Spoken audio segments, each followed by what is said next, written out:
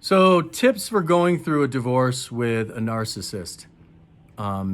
This is our wheelhouse. Narcissists are they fascinate me. That's probably a little bit too much for this video, but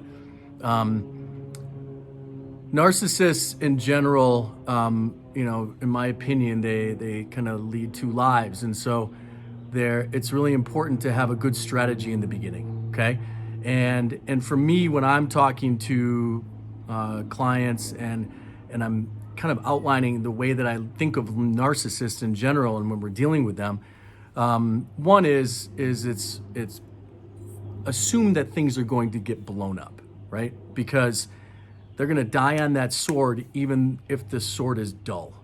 So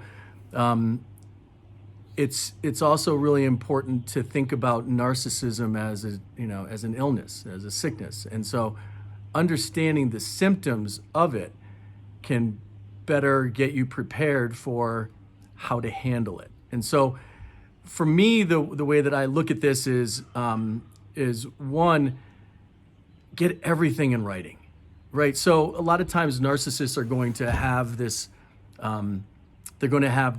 impression of themselves that might not be accurate if you're comparing the impression or their self-idealization to what has been written in the past. So narcissist says, I was, loving, caring father, and this is all her fault. And the reality is that every text message is, he's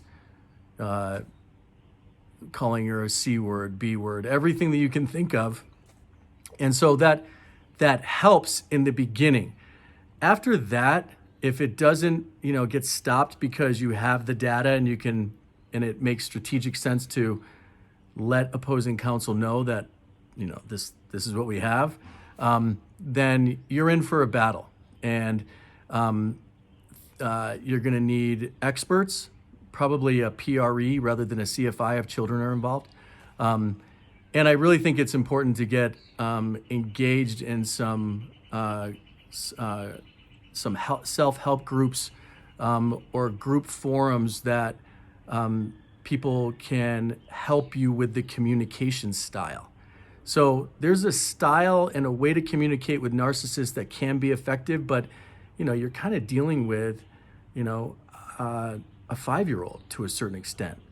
I don't get my way, I'm going to act out. This is what it's going to look like, and it's going to be your fault, right? I mean, I think my 4-year-old just, told me I was a bad listener. That's kind of what you're dealing with. So support is the most important thing, especially when dealing with narcissists. And you find these groups online, you get into some serious therapy with people that know narcissism, that have worked with it, that have experience with it, mental health professionals. With us, we have CFIs on staff, so it's, that helps, but it's not enough, I don't think. Like, say Stephanie Randall is a CFI and she's helping you prepare for an investigation, or she's counseling you and how to handle certain things with a narcissist. I think that group mentality is really important, and having people that are in similar situations give examples of, well, this worked for me, or this didn't work for me. Be aware of these things. And so your lawyer, even if she's a CFI, can, help you, but, sometimes in these kind of situations with narcissists, it really does take a village.